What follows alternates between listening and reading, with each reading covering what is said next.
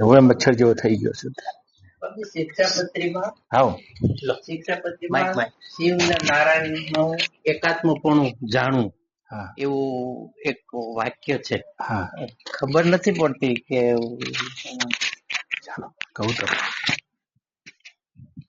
ઈશાવાસ્ય ઉપનિષદ હું હતો એમાં કર્મ અને ઉપાસના હા એના સમન્વયનું આવે છે.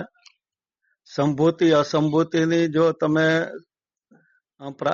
અર્ચના કરો કે પ્રાર્થના કરો તો મહા અંધકારમાં પડો એવું આવતું હતું, પણ હવે કઈ ગતાગમ કઈ પડી નહીં. આમ કહું તમને શું કહેવા માંગે.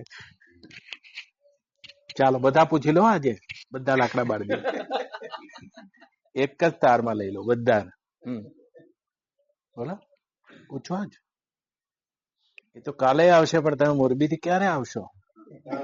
ચાલો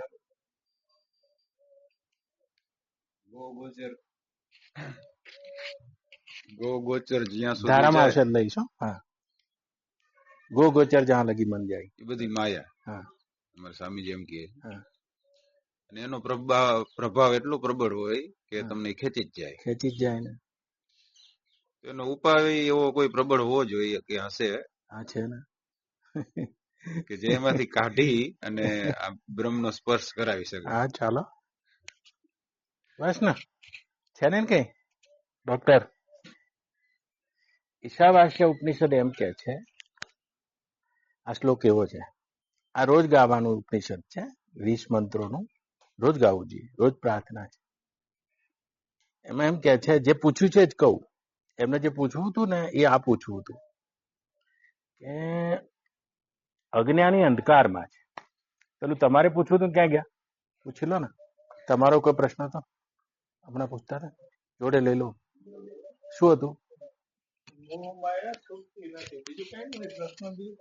હા સંસારી ભોગમાંથી ઈચ્છા કે રુચિ જાતી નથી. હા ચાલો એ કહી દો. ચાલો આપી દો, મારી સાથે આવી જાય. એટલે ઋષિ એમ કે છે, રૂ એટલે અજવાળું અને અસી એટલે છે. ઋષિ એટલે કોઈ વેશ નહીં, ઋષિ એટલે કોઈ ધર્મ નહીં, ઋષિ એટલે કોઈ સંપ્રદાય નહીં. રૂ એટલે અજવાળું અને અસી એટલે છે. એ પરમાત્મા છે અને જે પોતાના હવાપણામાં સ્થિત થઈ ગયો છે, અને આને ઋષિ કહે. એવો ઋષિ ગંગાના કિનારે બેઠો બેઠો ઋચા પોતાના શિષ્યને કહી રહ્યો છે કે જ્ઞાની અજ્ઞાની અંધકારમાં છે, પણ જ્ઞાની તો મહા અંધકારમાં છે.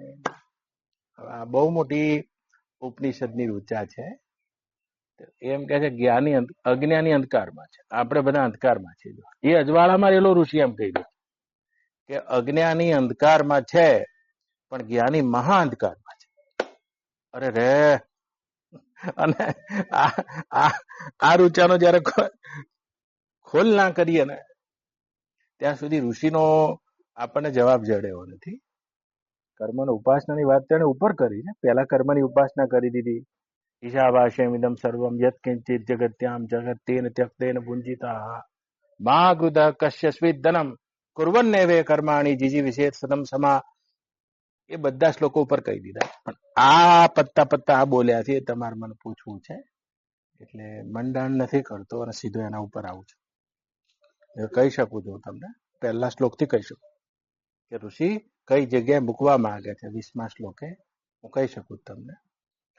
પણ તમે એમ પૂછ્યું છે કે આ અંધકાર અને મહાઅંધકાર શું છે? અજ્ઞાન છે ને, અજ્ઞાન એ પરમાત્માથી આપણને દૂર રાખે છે. એટલે અજ્ઞાન આવરણ છે. અજ્ઞાન આવરણ છે. જોજો હો, કોઈ છે ને અજ્ઞાન સાથે અજ્ઞાની પણ અનુભવ કરી રહ્યો છે. પરમાત્મામાં કોઈ અજ્ઞાની નથી અને પરમાત્મામાં કોઈ જ્ઞાની નથી. પોતે અજ્ઞાનનો આરોપ કરો કે અમે અજ્ઞાની છીએ, તો મારામાં જ્ઞાન જોઈ રહ્યા છે. બાપજી જ્ઞાની છે, આવું કોઈ જ્ઞાની અજ્ઞાની પરમાત્મામાં નથી. જ્ઞાન અજ્ઞાન છે. એ શુદ્ધ બ્રહ્મ અધિષ્ઠાન એ હું જ છું, જે જ્ઞાન અને અજ્ઞાન બંનેનું અધિષ્ઠાન છું. અરે રે દોરડું છે તો કોક દાડો સર્પાઈ દેખાડી દે છે અને કોક દાડો ફૂલની માળા દેખાડી દે છે. એ જ હું શુદ્ધ અધિષ્ઠાન બ્રહ્મ છું, જેમાં જ્ઞાન અને અજ્ઞાન બે આ રીતે પ્રતીત થાય છે. હાય હાય હાય. તો કોઈક બુદ્ધિમાં જ્ઞાનનો સ્વીકાર કરીને જ્ઞાની થઈ જાય છે. બ્રહ્મ વિદ્યાના અંતે જ્ઞાની નહીં થવા. જેમ તમે કોલેજના બહાર નીકળશો ભણીને, તો આપણી વચ્ચે આ કલેક્ટર બેઠા છે. તો ભણીને આ એટલે ભણેલા. ભણેલાનો અર્થ થાય છે કંઈક જાણેલા, કંઈક જાણકાર, વિદ્વાન, વિદ્વદ વરેણ્ય, જ્ઞાની, આ શબ્દ થઈ ગયો. પણ અધ્યાત્મમાં જો જ્ઞાની થઈ ગયા ને તો મહાઅંધકારમાં જતા રહ્યા. એમ કરું છું. કારણ કે જ્ઞાનનો અભિનિવેશ થઈ જવાથી આખું જગત અજ્ઞાની દેખાય છે. જ્ઞાનીને પોતે જ્ઞાની દેખાય છે અને સામેનો અજ્ઞાની દેખાય છે. આ મહાઅંધકાર થઈ ગયો. માંડુક્ય શ્રુતિ કહે છે, મુંડક શ્રુતિ કહે છે, બ્રહ્મવિદ બ્રહ્મે ભવતી. બ્રહ્મવિદ તો બ્રહ્મ જ થઈ જાય છે. તો બ્રહ્મ પોતાનું સાક્ષાત અપરોક્ષપણું અનુભવે છે. કશાયથી પોતાનો જુદો નહીં અનુભવતો. સર્વથા વર્તમાનોપી, વ્યવહાર કરતો હોવા છતાંય. જેમ માથા ઉપર હું હાથ મૂકું, બરડે હાથ મૂકું, અહીંયા હાથ મૂકું, અહીંયા હાથ મૂકું, પણ હું આ શરીરમાં મને અન્ય નહીં અનુભવી રહ્યો. એવી રીતે બ્રહ્મની પુરુષ આ દેખાતા કોઈ આખા જગતમાં અન્યનું ભાન નહીં કરી રહ્યો. તો અજ્ઞાની જ્ઞાનીની ખોજ કરે છે. એ તો એને પોતાની બુદ્ધિમાં અજ્ઞાનનો સ્વીકાર કર્યો છે. અજ્ઞાની નહીં હું તો અજ્ઞાનનું અધિષ્ઠાન તે શુદ્ધ બ્રહ્મ છું. અને આ અજ્ઞાનને દૂર કરવા માટે જ્ઞાન થયું છે. હા, પણ એ જ્ઞાનના અભિનિવેશે જ્ઞાની થઈ ગયો, એ મહાઅંધકારમાં જતો રહ્યો. જ્ઞાની થઈને છૂટો પડી ગયો. અજ્ઞાન તો દૂર રાખતું હતું અને અજ્ઞાન તો નષ્ટ પણ થઈ શકતું હતું. અત્યારે હાલ અજ્ઞાનનો સ્વીકાર કરીને આવ્યા છો, ધડાકો કરું નષ્ટ થઈ શકે છે. પણ જેની બુદ્ધિ જ્ઞાનનો સ્વીકાર કરીને આવી ગઈ, હું બ્રહ્મને જાણું છું, મરી ગયો. તો આ તાંબુ છે, આ પિત્તળ છે, આ ઘોડો છે, આ ગધેડો છે, એ રીતે આ તો બધો જાણવાનો વિષય બની ગયો. એ રીતે આ બ્રહ્મ છે. એવું બ્રહ્મ એવું છે જેને જાણ્યા પછી જાણનારો જુદો રહી ગયો. એટલે તો બ્રહ્મનો જ્ઞાની થઈ ગયો. એટલા માટે ઈશાવાસ્ય સ્મૃતિ કહે છે, જ્ઞાની તો મહાઅંધકારમાં છે. તો કે બ્રાહ્મી સ્થિતિ શું છે? બ્રહ્મ જ્ઞાની પુરુષ બ્રહ્મ સ્વરૂપમાં સ્થિત થયેલો, જ્ઞાન અને અજ્ઞાનના અધિષ્ઠાન રૂપ તે શુદ્ધ બ્રહ્મમાં સ્થિતિ પામીને સામે વાળામાં અજ્ઞાનનો આરોપ કરીને અજ્ઞાની નહીં જોતો અને પોતાનામાં જ્ઞાનનો આરોપ કરીને પોતાને જ્ઞાની નહીં જોતો. તો કોઈ પોતાને જ્ઞાની જોવે છે? તો કેટલાય જ્ઞાનીઓ છે જગતમાં જેને દેશનો ઋષિ કહે છે એ તો મહાઅંધકારમાં છે. મહાઅંધકારમાં એટલા માટે છે કારણ કે અજ્ઞાની તો માત્ર અંધકારમાં છે અને કોઈ ઋષિ જડી જાય છે તો અજ્ઞાનનો આરોપ દૂર થઈ જતા બ્રહ્મવિદ બ્રહ્મે ભવતી, એને બ્રહ્મ જ્ઞાન થવાની શક્યતા છે. પણ જ્ઞાની થઈ ગયો આના માટે શક્યતા નહીં. એ તો જાણે છે એટલે જેને જાણે છે એનાથી જુદો રહી ગયો. બ્રહ્મને જાણી ગયો. બ્રહ્મ જાણવાનો વિષય નથી. પ્રજ્ઞાનમ બ્રહ્મ.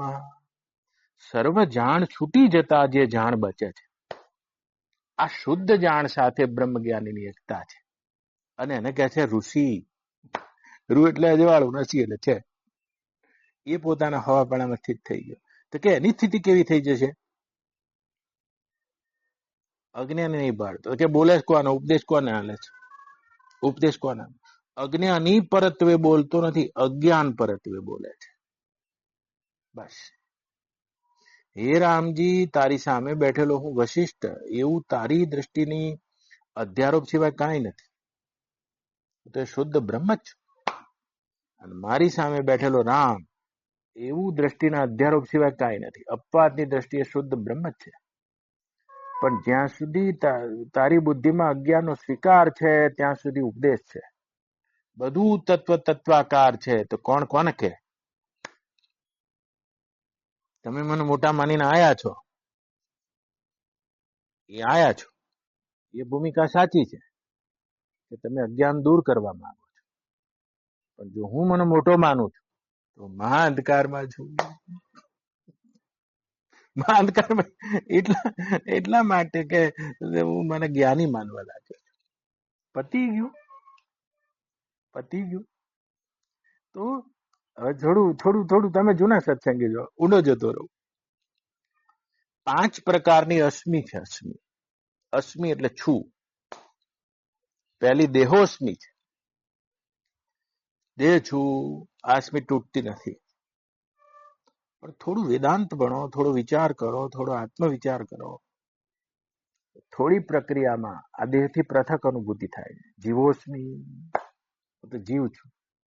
બડા અસ્મિ છે, છું પણ નહીં મળતું. અરે રે, તો પછી જીવોસ્મિ. કદીક ને સમાધિ લાગી જાય છે, અસંપ્રજ્ઞાત સમાધિ. એક દાડો મને લાગી ગઈ હતી. એ અસંપ્રજ્ઞાત સમાધિમાં આવા અનંત જગતોના અધિષ્ઠાન રૂપ એ હિરણ્ય ગર્ભ સાથે એકતા થાય છે. અરે રે, અને એકતા થાય છે. એમાં અસ્મિ બનેલી છે. તો જીવોસ્મિ નહીં થતી, શિવોસ્મિ એમ થાય. એ શિવ હું છું એમ થાય છે. ઉતારી પણ અસ્મિત છે, આ છું પણ છે. તો આ અસ્મિ પણ કોકની બાદ થઈ જાય છે. કોઈ એવા બ્રહ્મજ્ઞાની પુરુષ પાસે કોઈ બેસે છે અને ત્યારે કોઈ એને ઉપદેશ આપે છે, શ્વેત કેતુ તત્વમસી, અને એ દાડે આ શિવોસ્મિ પણ તૂટીને અહમ બ્રહ્માસ્મિ, એ બ્રહ્મ હું છું. તો આ અનુભૂતિ થાય છે. પણ એ અનુભૂતિમાં એવું બને છે, મોહનથાળની ચાસણી જેવું. મોહનથાળ બનાવવા બેઠા છે, પણ બધા બનાવવા બેસે અને કોઈ એવા મારા બા જેવા, કોઈ બેન જેવા, કોઈ કારીગર બેસે.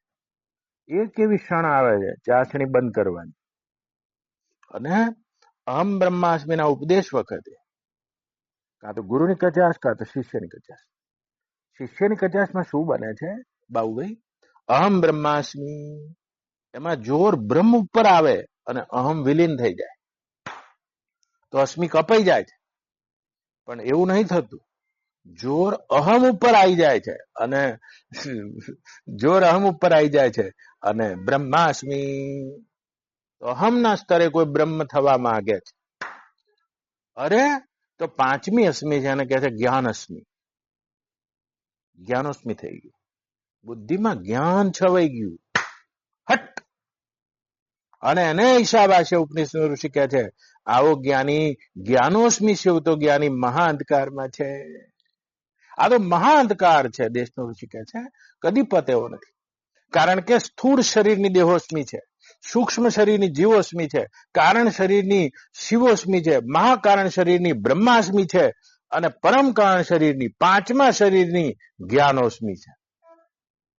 કડક ના કડક રહેતા હોય, અને પત્ની આવી જાય, કડક જ રહેતા હોય, અજ્ઞાની છે. કોઈ બીજો અજ્ઞાની છે, તું ક્યાં જાણતા હે, તું ક્યાં જાણતા હે, તું ક્યાં જાણતા હે. આ બહુ મોટી બરડતા આવી ગઈ. અરે, જે દવા જીવાડનારી હતી એ જ દવા મારી નાખે આ યાર. જે ઉપાય તમને મટાડવા માટે કર્યો હતો એ જ ઉપાયથી બની ગયા, એમ કહું છું. દેશનો ઋષિ છે તે મટેલો છે, અને મટેલો ઋષિ એમ કે છે જ્ઞાની તો મહાઅંધકારમાં છે. બોલો, એના કરતા તો અજ્ઞાની હારો. એને કબીર પોતાની ભાષામાં બોલ્યા, ભલો ભયો ગેવાર જાહિન વ્યાપી આસુરી માયા. એ ગેવાર સારો છે, અજ્ઞાની સારો છે, જેને આસુરી માયા નથી વ્યાપી. કે આસુરી માયા ઉપર બીજી કઈ માયા છે જે જ્ઞાનીને પકડે છે? જ્ઞાનીને પકડે છે. તો તમે જોજો, પોલીસ ખાતામાંથી જે રિટાયર થયા હોય, કોઈ હોય તો માફ કરજો, એ રિટાયર થયેલો માણસ હોય ને, એટલે પોલીસ ખાતાનું રિટાયર, પતી ગયું. અને જો આપણા બાપા હોય, કાકા હોય, કાં તો કોકના ધણી હોય, મરી ગયા. એને જોજો, બધું તપાસ કરવા જ જોઈએ. કોઈ પણ ઘટના ઘટીને બધું તપાસ, જાણે પેપર જ લખતો હોય, FIR જ લખતો હોય. એની પત્ની કઈ કે 50 પ્રશ્નો પૂછી કાઢે, શું થયું તું? વારદાત ઉપર કોણ આજે? એટલે વારદાત ઉપર કોઈ આજે અહીંયા તું રિટાયર થયો છું યાર, આ 3 સ્ટાર મૂકીને આવ્યો. જોજે આને દીકરાની બહુ ઉપર શક પડે, દીકરા ઉપર શક પડે. શું થયું આને? તો આવું જ બ્રહ્મ જ્ઞાનીનું થાય છે. જે બ્રહ્મ જ્ઞાની થઈ ગયો, બ્રહ્મ ના થયો, એ બધાને જ્ઞાની ભાડ ભાડ કરે એટલે બનવા કોશિશ કરે, બનવા કોશિશ કરે. અને જેટલો બનવા કોશિશ કરશે ને એટલો થાક અને શ્રમ અનુભવે. મહા અંધકારમાં જે વાતો સ્વયં એ કરી રહ્યો છે એ વાતનો તેના ભીતર સ્પષ્ટ નથી થતો. કંદોયનો કડછો છે. તો કે એ મહા અંધકારમાં રહેલાનો કોઈ ફાયદો ખરો? ચોક્કસ.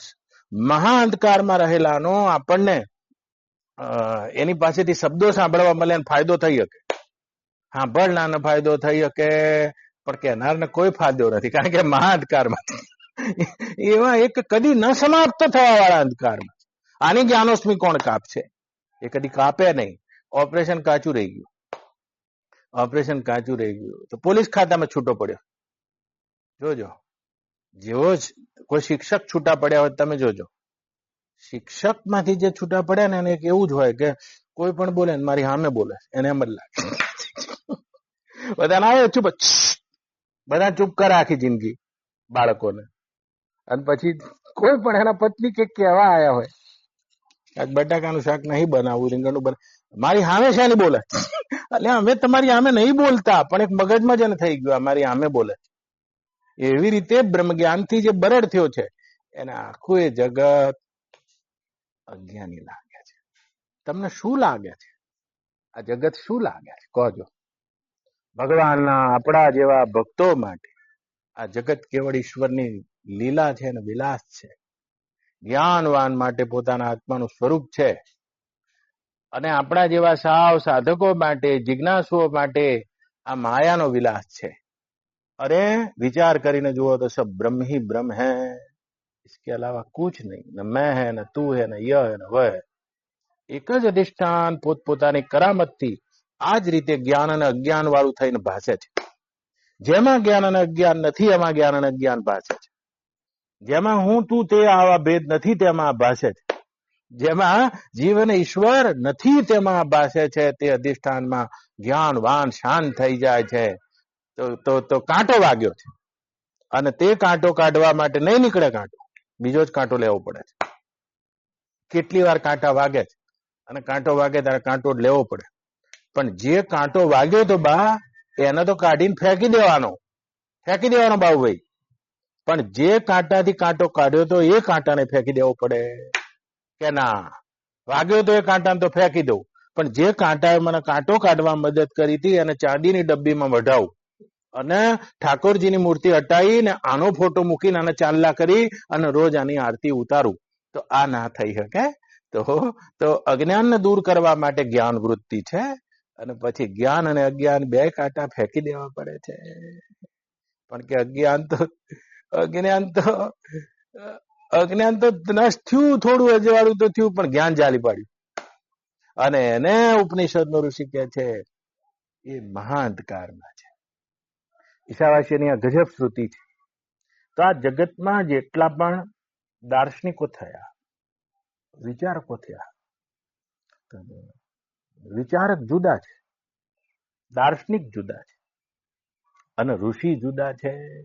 આ ત્રણ જુદી જુદી ભૂમિકા છે. વિચારક એવા વિચારકો થયા છે, વાલની ખાલ ઉતારી દે. તો એવા દાર્શનિકો થયા છે જેને પોતપોતાનું દર્શન રજૂ કર્યું છે. કયું સાચું? આ સાચું કા સાચું નક્કી જ ના કરી શકાય. વશિષ્ઠજીનું દર્શન સાચું કે રાવણનું દર્શન સાચું નક્કી જ નતું થયું. એવા દાર્શનિકો થયા છે. પણ આ બંનેમાં ઋષિ તો બિલકુલ જુદા છે, જેને જ્ઞાન અને અજ્ઞાન બંને ફેંકીને એ પોતાના અધિષ્ઠાન રૂપ એ બ્રહ્મ સ્વરૂપ આત્મામાં જઈને સ્થિત થયા છે. એટલે શ્રીજી મહારાજ કહે છે, આગળ વધુ છું તો શ્રીજી મહારાજ કહે છે, શ્રીજી મહારાજ ભગવાન સ્વામિનારાયણ જયારે આ ધરતી પર આવ્યા છે ત્યારે ભક્તિના માર્ગને, ઉપાસનાના માર્ગને એક બહુ જ મોટું પગથિયું બનાવ્યું આપણા માટે. ઉપાસનાને આધાર જોઈએ છે, આશ્રય જોઈએ છે, આશ્રય જોઈએ છે. તો આધાર આશ્રય માટે કોઈ નારાયણની ઉપાસના છે, કોઈ શિવની ઉપાસના છે. તો શું કીધું એમને કે નારાયણમાં અને શિવમાં જે એકાત્મપણું જાણે છે મરી ગયા. જોજો હો, એકાત્મપણું જાણે છે. ક્યારે પણ તમે એક પુરાણકારોની યુક્તિ જોજો. રામ આયા શિવની પૂજા કરી, લિંગ થાપી વિધિવત કરી પૂજા. અને શિવ આયા તો રામાયણમાં ભગવાન રામ પાસે માગી રહ્યા છે ભક્તિ દેહુ શ્રી રંગ. હાય, એટલે શું હશે આ પશાભાઈ? જો આ દેહમાં એ બ્રહ્મ તત્વ તમે પોતે જ છો, પણ દેહમાં રહીને કેવું હશે? દેહમાં રહીને તે તત્વની સંજ્ઞાનું નામ ભગવાન પડે છે. તમારે ભજવા છે? હું કહીને ભજીએ કઈ, હું કહીને ભજવા જાઉં તો દોષ આવશે.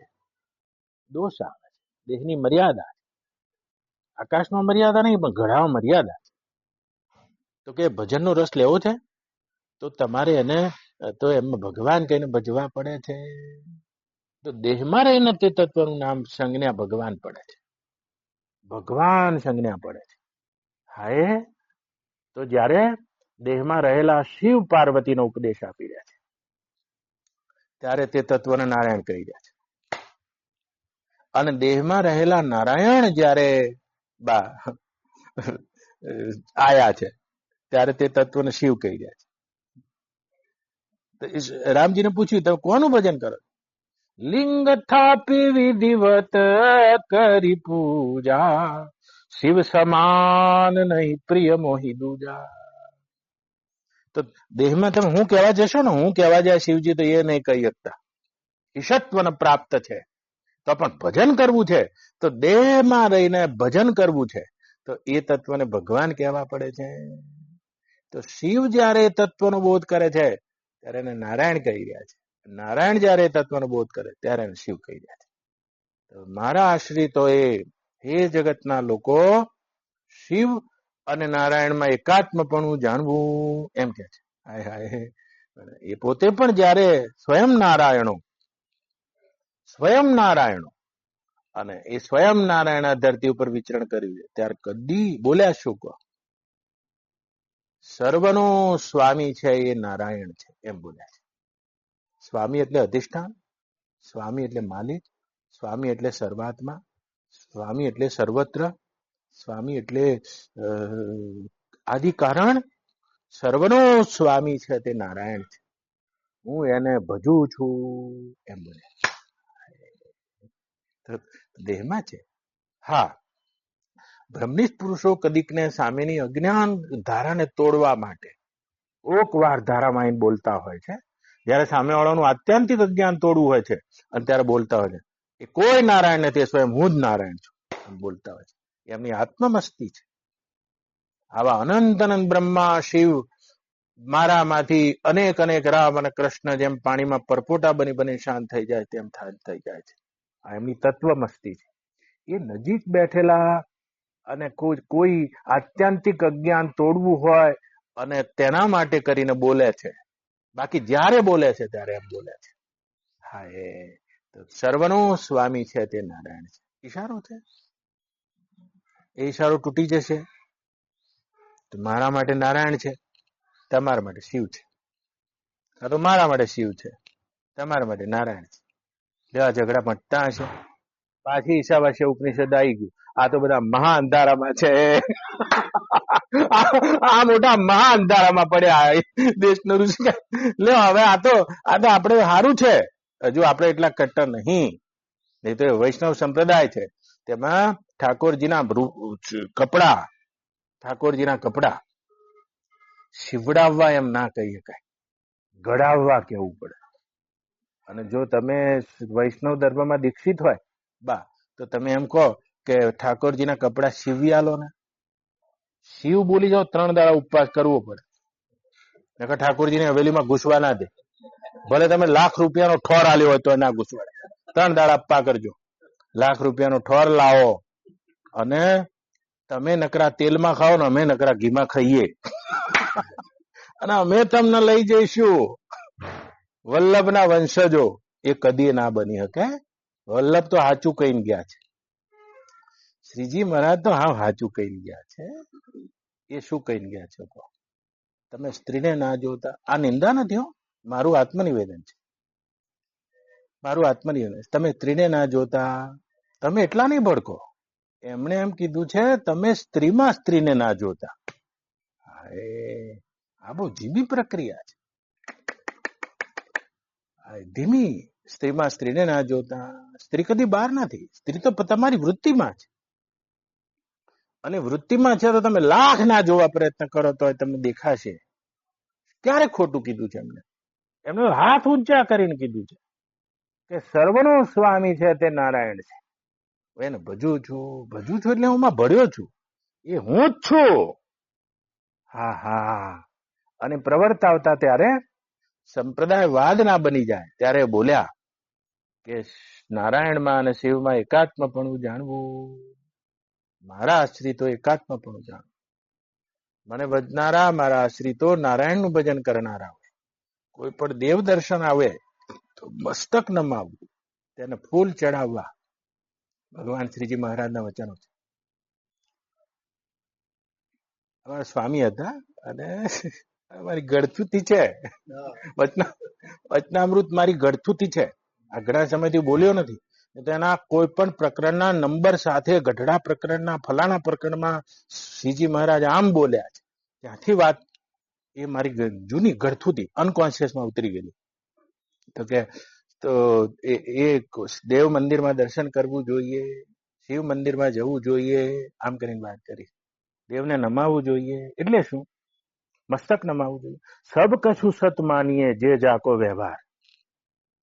બધું પરમાત્મા છે પણ બધાનો વ્યવહાર જુદો જુદો છે. એટલે અમારા બા હતા તમે બધા પગે લાગ્યા છે. એમના ઘાટે આ વ્યવહાર છે. મારા બાપજીના બા છે. બધાનો વ્યવહાર એક સરખો નહીં. એક સરખો નહીં. કોઈ નાની દીકરી સામે ઉભી હતી, તમે જય શ્રી કૃષ્ણ કીધા છે. બધું એ પરમાત્મા છે. દીકરી જોડે વ્યવહાર જુદો છે, માતા જોડે જુદો છે, પાડોશી જોડે જુદો છે.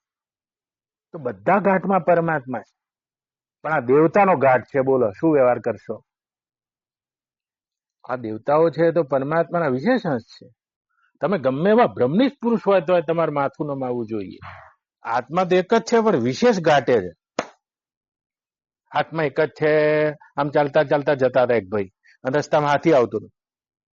ઉલારી પાડ્યા, ફ્રેક્ચર થઈ ગયું અને ઋષિ સંતને પકડવા ગયા. તમે કહેતા હતા ભગવાન બધામાં. ભગવાન તો બધા. હાથીનો ઘાટ વિશેષ છે માણસ કરતા. એ વિશેષ ઘાટનો વ્યવહાર એ છે હાથી આવતો હોય એટલે જગ્યા આપી દેવી. આ વ્યવહાર છે. પંડિતા સમદર્શિના, સમવર્તીના નહીં. હા તો સમવર્તીના નહીં, પંડિતા સમદર્શિના. તો સમદર્શી છે. ભલે દેવતાનો આવડો ગોખલો આવ્યો. તમારે નમવું જોઈએ. તમે નમ્યા તો જ બ્રહ્મનિષ્ઠ છો. હું જ બ્રહ્મ છું એવો બ્રહ્મ નહીં યાર. મહાઅંધારામાં એ તો અંધારામાં છે. અને દેવતા જોડે વ્યવહાર કરતા નહીં આવડતો. નહીં આવડતો એને દેવતા જોડે વ્યવહાર કરતા નહીં આવડતો વ્યવહાર. જો ભગવાન સ્વામિનારાયણ નીકળ્યા વખતે નર નારાયણ દેવના દર્શન થયા છે મુક્તિ ઘાટે. શું વ્યવહાર કર્યો છે? જો સ્તુતિ કરી છે. એ જ નારાયણ છે. આ ઘાટનો વ્યવહાર છે. આ ઘાટમાં રહેલાનો વ્યવહાર છે. સબ કછુ સત માનીએ જે જાકો વ્યવહાર. તો તમે ભગવાન ભક્ત થઈ ગયા. તમે શિવમાં એકાત્મપણું જાણો.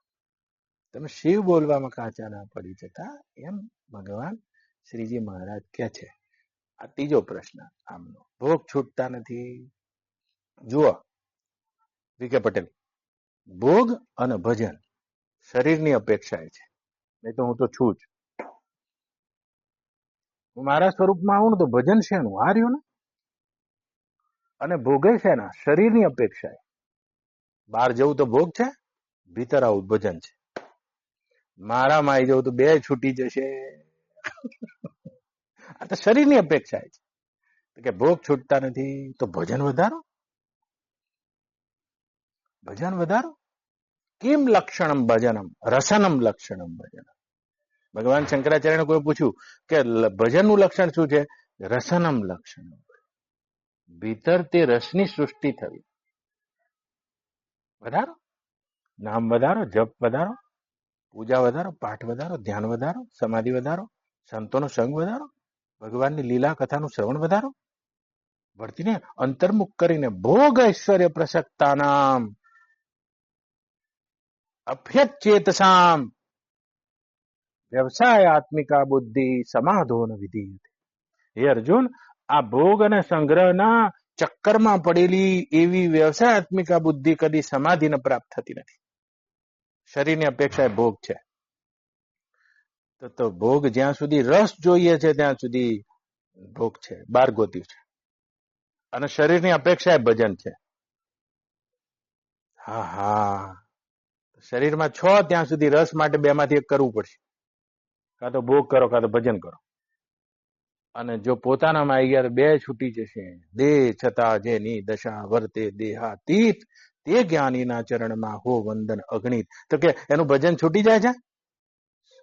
ચંદ્ર કભી ના બળતે દેખા વળતી જોઈને વેલ, સંત કભી ના ભજતે દેખા તીનો અચરજ ખેલ. તો ચંદ્ર કભી ના બળતે દેખા. જો આજે આઠમ છે, નૂમ છે, ક્યારે વધ્યો નહીં ખબર પડે. વળતી જોઈને વેલ, આ વેલ સલ્લી વેલ ઉગી છે ઘર આગળ, અમરવેલ, ક્યારે વધે છે જોઈ નહીં શકો. સંત કભી ના ભજતે દેખા તીનો અચરજ ખેલ. ભોગમાં જોવો ને એ સંત ના હોય. ભજનમાં જુઓ તો ભજન એટલે શું? એટલે ભજન ક્યારે કરતા હશે પકડી જ ના શકો તમે. કારણ કે દેહમાં રહેવા છતાં દેહોસ્મી જેની જતી રહી છે, એને ભોગ ને ભજન બે છૂટી જાય. અંદર ને બાર બે છૂટી જાય. પણ ભોગ છૂટતા નથી, ભજનનો અભાવ છે.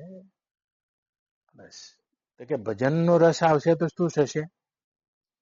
હે રામજી, બાજરીના પૂળાને રસપૂર્વક ખાતી ગાયને જ્યારે જુવારનો પૂળો મૂકી દેવામાં આવે છે ત્યારે તે પશુ યોનિમાં રહેલી તે ઢોર બુદ્ધિના પશુને પણ બાજરીનો પૂળો છોડવા માટે કોઈ ચેષ્ટા નથી કરવી પડતી. એ સહજતાથી બાજરીના પૂળાને છોડી દે છે અને સહજતાથી એ જુવારના પૂળાને ખાવા માંડે છે. અને જુવારનો પૂળો ખાતી તે ગાયને કોઈ જો ગોળનું તેલ વાળું કચરિયું મૂકી દે તો એને ઉપદેશ નથી આપવો પડતો કે તું આ છોડીને આ કચરિયું પકડી લે. ઉપદેશ ના આપવો પડે. હાય હાય. તો કે ભોગ છૂટતા નથી, ભોગ છૂટતા નથી. એ ભોગ ક્યારે છૂટે છે? જ્યારે ભગવાનના નામમાં, રૂપમાં, લીલામાં, ગુણમાં, ધામમાં મનને રસ આવવા માંડે છે. મન એના અભિમુખ કરવું પડે છે, વાળવું પડે છે. પછી યાર ગોળ ખાધા પછી કઈ ચા પીતી હશે યાર, કોઈ પીતો હશે. આયા એવા ગોળનું ઢેપું ખવડાવી દઉં તમને, જલેબી ખવડાવી દઉં ઇમરતી ઝાંપા ઉપર જ, અને પછી ચા બનાવું, તમને ભાવતી હશે યાર. હવે તમે મારું માન રાખીને પી લો, પણ પીવો તો કઈ રસ આવતો હશે યાર. અને જલેબી ખાધા પછી પાછા એમ કહેતા હશો કે લાવો બીજી તો માગો જ નહીં, કદાચ માન રાખીને પી લો તો. કારણ કે મોઢું જલેબીથી ભાગી ગયું છે.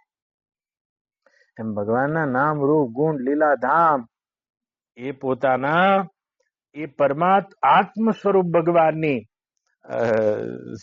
ભજન રસથી જેનું મોઢું ભાગી ગયું છે એ જ આ ભોગ અને ઐશ્વર્યથી પાછા વળી શકે છે.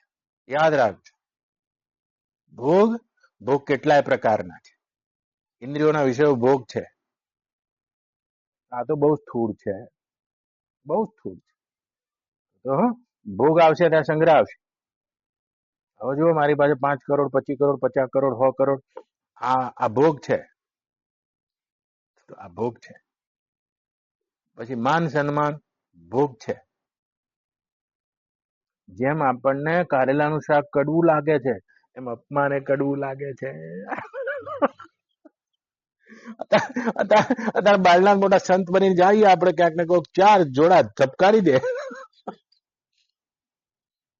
આ માન છે એ ભોગ છે, કીર્તિ ભોગ છે, ત્યાગ ભોગ છે. આ બધા ભોગ છે. અને કોઈ પણ ભોગ ઐશ્વર્ય પ્રસક્તા, કોઈની પણ વ્યવસાયાત્મિક બુદ્ધિ એ સમાધાન અને સમાધિને પ્રાપ્ત નહીં થતી. અર્જુન, તો કે એનું કોઈ મારણ છે?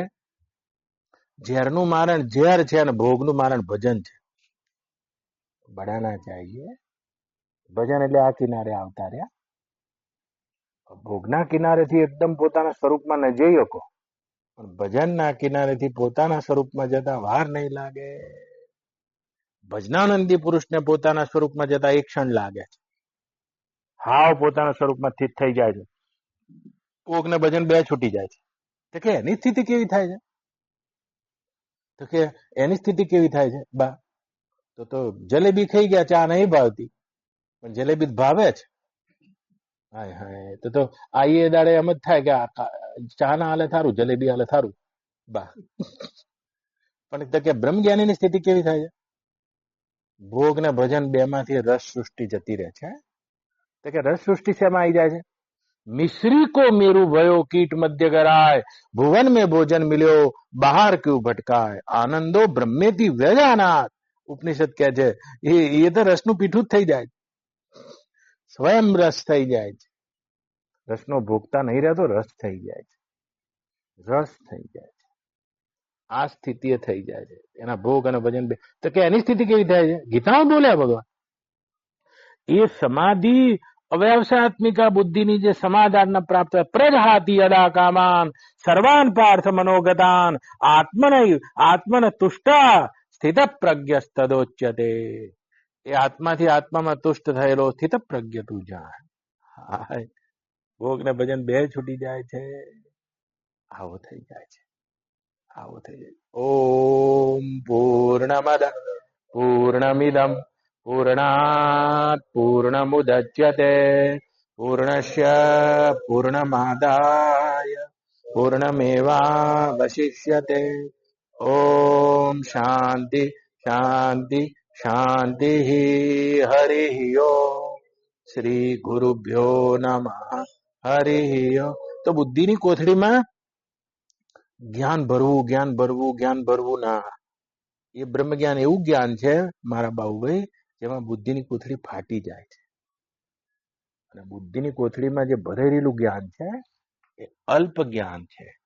અને આવો જ્ઞાની તો કર્મનો છેડો છોડીને, ઉપાસનાનો છેડો છોડીને જ્ઞાનની સંગતિમાં પકડાઈ જાય છે. આવો જ્ઞાની મહા અંધકારમાં છે. બોલો કૃષ્ણ કનૈયા લાલ. એટલે જ્ઞાન સાથે જ્ઞાની નહીં બનવાનું, નોર્મલ. આખી આધ્યાત્મિક યાત્રા નોર્મલ બનવાની. मैं कुछ नहीं, मेरा कुछ नहीं, मैं कुछ नहीं. અને આ મેં કુછ નહીં હું ને એની અનુભૂતિ માટે જન્મ જતા રહે છે. મેં કુછ હું એ બની જાય. અજ્ઞાન તો નહીં બનાવતું એટલું તો જ્ઞાન બનાવી દે છે. આપણે બનાવી દીધા, બની ગયા જ્ઞાન. હવે બાકી રહેતું હશે સંસ્કૃત આવડી ગયું, બાકી રહેતું હશે બોલતા ફાઈ ગયું, બાકી રહેતું હશે અંગ્રેજી આવડી ગયું બોલતા, તો બાકી રહેતું હશે વેદની ઉચ્ચ આવડી ગઈ, બાકી રહેતું હશે. જ્ઞાન માણસની વધારે પથારી ફેરવે છે એમ ઋષિ કહે છે. અમે બુદ્ધિદાસ વિચારીએ એટલે આગળ જાય જ નહીં.